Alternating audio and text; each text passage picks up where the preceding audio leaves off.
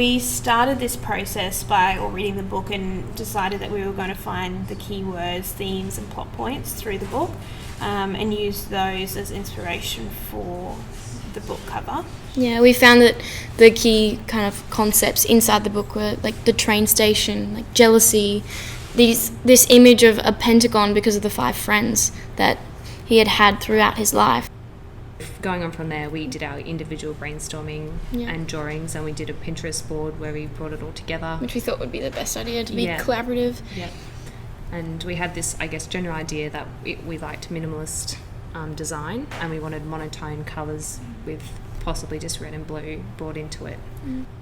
Tsukuru Tazaki, or his surname Tazaki, actually meant to make or to build, and obviously taking interest in trains. We wanted to build something that was very tactile, so gave that in the book, so gave that feel of, feeling like it was actually physically made. Almost even made by him. Yeah, exactly, rather than just photoshopped and put together. Yeah. We found on Pinterest these 2 images of paper layering to create these different artworks, and we thought they would work really well with our ideas, because it fits in well with the tactile and minimalist design, but also with the Japanese story, as it can, mimic origami. And again, bringing it back to that makeability from his name. So from there on, we started experimenting with our design. So we got a lot of paper, started cutting it up, different shapes, sizes, started playing with lighting and building it up with foam to create shapes. And the pentagon became a central theme through this, which we started layering the paper to make a pentagon and see how the shadows gave it depth into the design. And we also started playing around with watercolour at this stage to see how it would, act on the paper with blowing it through a straw, blowing air through a straw, and flicking it on paper, and just trying to, find a design direction.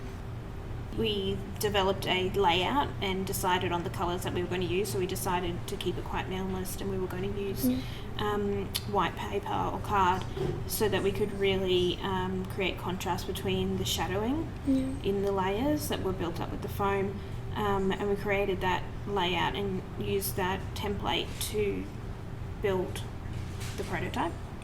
We just found that we created depth within the design, so we kept layering paper, and then obviously brought it into Photoshop, and with the actual tactile shadows we'd made, we emphasised those through bringing the contrast down and the saturation in Photoshop, which gave the design a new direction.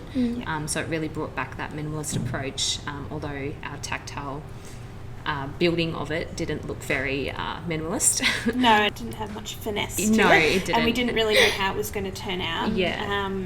So, there was a bit of experimenting there. And then bringing it into InDesign to decide how we were actually going to lay out the cover using typography and other colour in there. And we then, obviously, with the undercover of the actual cover, we decided to use the train tracks as that other central theme, in combination with the watercolour, to bring in the blue and the red and the white and the black, to give it frames. Instance of colour.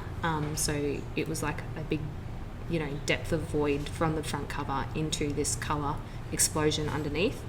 And that gives the layering to the book, which is what we wanted, because Tsukuru Tazaki in himself, in the actual book, is a very layered character, although he's lacking in his own eyes. So we wanted something that was very layered and textural, and gave way to a beautiful colour underneath, which is, his friends in his life, where he's, exasperated to this point where he can't give love, but he needs to deal with all these things to be able to get through those layers. And that's really what the cover means.